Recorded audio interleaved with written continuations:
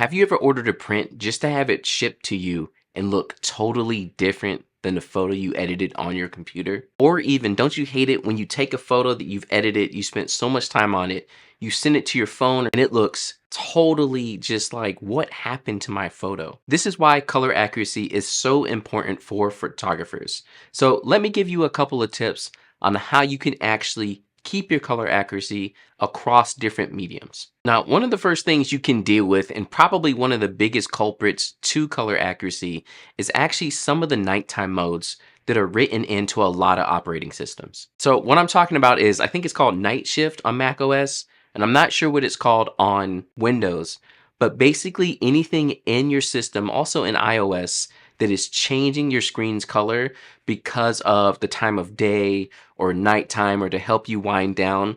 While those things are nice for you, they are not nice for color accuracy. Basically, with these type of settings, you're pretty much just giving your computer the full-on control of how your colors are going to look, and it is realistically going to make a huge shift on everything. If you haven't noticed, when night shift comes on, everything gets warmer, and if you're editing during night shift, you're not actually really looking at the accurate colors. This is why a lot of times if you pull a late nighter and you're editing and you come back the next morning, you're like, what happened to my photos? So make sure you're turning that off. Also, another thing that can be causing issues is blue light blocking glasses or any settings on your screens that might have some kind of blue light blocker or anything of that sort. And again, I know this stuff is good for your eyes and it does help out, especially if you're editing at night, but on the same end, you are changing the colors that you're looking at. I mean, even myself, I do not get the blue light blocking stuff that they can put on your glasses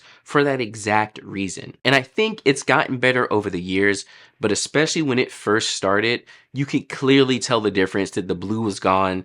Everything started looking a little bit more yellow and the colors just are not accurate. And if you're not sure if I'm telling the truth about that, definitely get online and do a color test to see how many colors you can actually see, and then do the test twice and do it with some glasses that have blue light blocking and see if it makes a difference for you at all. As a photographer, our colors are very important. And again, you want to be delivering exactly what you want to your couples and or online, especially if you're a wedding photographer. So this stuff is important. And I'm actually kind of curious, let me know how many of y'all actually use any of these night shift modes and still edit your photos, because I turn that stuff off almost immediately every time I get a new operating system, a new phone, a new monitor. All that stuff is off. No blue light blocking. I'm just blowing out my eyes the whole way with all the blue light and all the brightness. Now, something that you can do that can help out, especially with late night sessions, is adding something to your monitor like the BenQ Screen Bar Halo 2. This is a monitor light that you can put on top of your monitor that's going to help keep the monitor from just blasting all that light in your face. It has two lights on it that are activated by motion control, or you can manually make changes, and it really makes a huge difference in your viewing angle of the screen, especially in the evening. I've been a fan of using the one that I have, and honestly, like, it makes a huge difference as far as just the screen blowing my eyes out, as I would say. Now, the next thing you can do to make sure you have accurate colors is make sure you're using a good monitor. As a photographer, you need to take the time to actually look into your monitors and its color profiles and not just use anything. Especially if you're something like a wedding photographer or event photographer where you're getting paid for your work. Your monitor choice is so much more important now that you're a working photographer, and that's why I always stick with BenQ monitors. I've been using BenQ monitors for over 10 years now, and they just released their brand new PD2732U. This is a 27-inch 4K monitor, but the thing I like about it most, especially when it comes to the PD line, is the fact that it's for any type of creator. While BenQ has monitors specifically for photographers, if you're someone like me who's producing YouTube videos, making wedding videos, and also doing photo work, something like the PD2732U is perfect because it's an all-around monitor. And this is why I've stuck with BenQ's PD line for over 10 years. It's great for any type of creative, no matter what you're doing. But the best thing about BenQ monitors has always been their color accuracy. I love their monitors for the fact that I can just pull them out of the box and go ahead and start using them, and not really have to worry about color calibration. In the box, you get documents that show you everything about the color calibration of your monitor so you can have accurate information and know that your colors are good. On top of that, it has a 99% color gamut for Adobe RGB and P3. And what this means for photographers is you can use this mode to check your prints. Adobe RGB is pretty much the standard for all prints, so the fact that you know you're getting 99% of that on your monitor, you're seeing everything extremely accurate on your monitor. Add on to that uniformity as well, which keeps the colors the same across the whole monitor.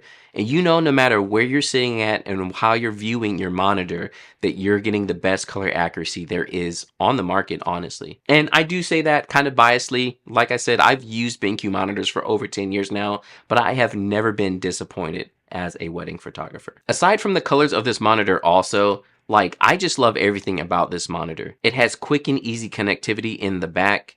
You have DisplayPort, Thunderbolt 4, and also HDMI. So if you're mainly used to working off of something like a MacBook Pro, you can directly just plug that in using the Thunderbolt on your laptop already. And on top of that, if you're worried about the screen matching the colors on your MacBook Pro, and you're so used to using your MacBook Pro's screen, BenQ actually built in an M-Book mode to match the colors from your MacBook Pro. So again, you know you're getting the accuracy and the look that you're used to across the board. Pretty much just get this monitor, plug it into your MacBook Pro, and you're good to go. But because it's Thunderbolt 4, you can also daisy chain it. So I don't know about you all, but I love using dual monitors. And so I paired this up with one of my previous BenQ monitors, the PD2730S, and I have both of them running beside each other. And since the new 2732U has the 99% RGB, I use that one for most of my photos and for double checking for prints, and then I can use the other one as an additional monitor. And if you've never used two monitors for editing, it is probably one of the best features.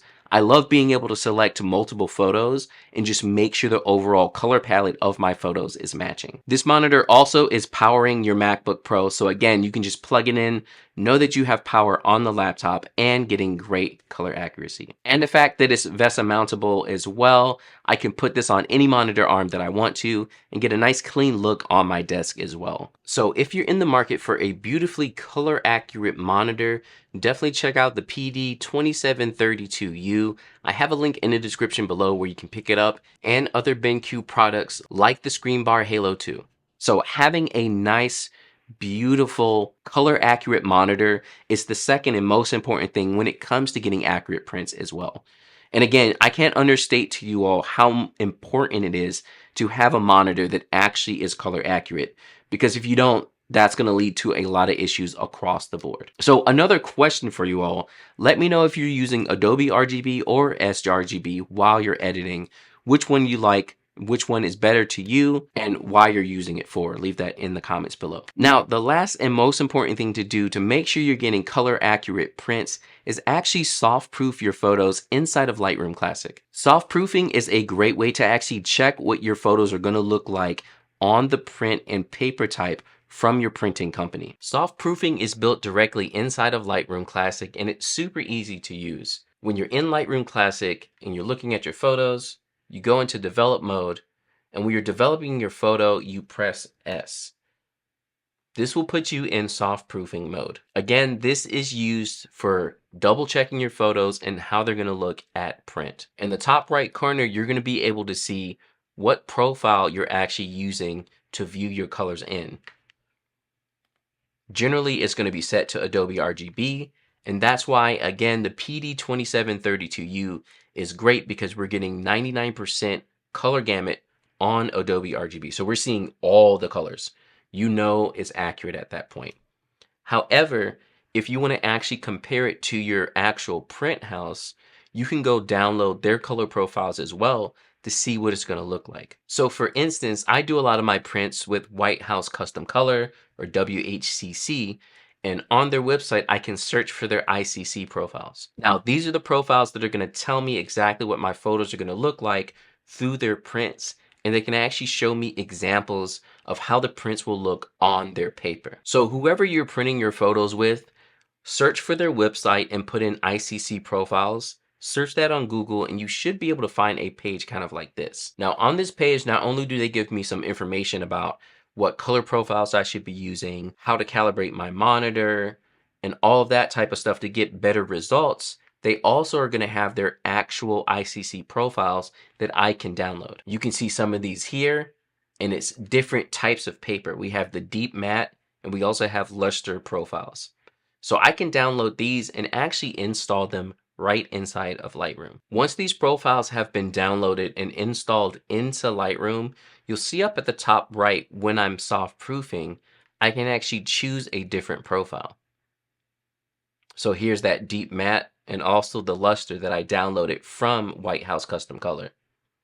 Once I turn that on, it's going to give me an idea of what my print is going to look like on that paper.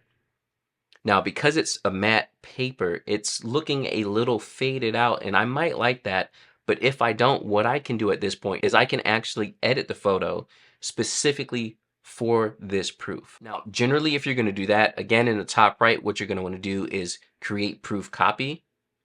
This way you have a copy of the photo specifically for the print. Now I can go in and, let's say, turn down those shadows or maybe bring the blacks back a little bit,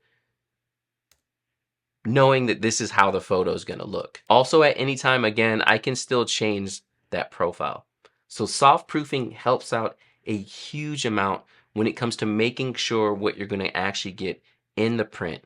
So you should be looking up your print house, see if they have ICC profiles, and trying out this soft proofing for yourself. As another tip too, when it comes to soft proofing, keep in mind in Lightroom, if you hit tab, you can see the whole monitor with just the photo itself.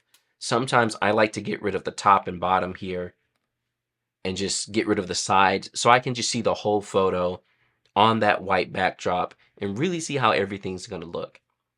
So again, you definitely should be soft proofing your photos on a color accurate monitor to make sure those prints are going to look good. Once you've applied these 3 tips, you should never have to worry about your color accuracy again. Between not having on any night modes, having a great color accurate monitor, and also soft proofing your photos, you're going to know exactly what your photos are going to look like before you even send them to the print house. And as a photographer, honestly, that is the most important part of our job, especially as a working photographer. And if you found any of this helpful at all, feel free to subscribe and like the photo. Give me any tips or feedback in the comments below. Let me know what you would like to see and learn about more in the future. And you can check out some of these videos over here to learn more about photography. And I will catch you all next time.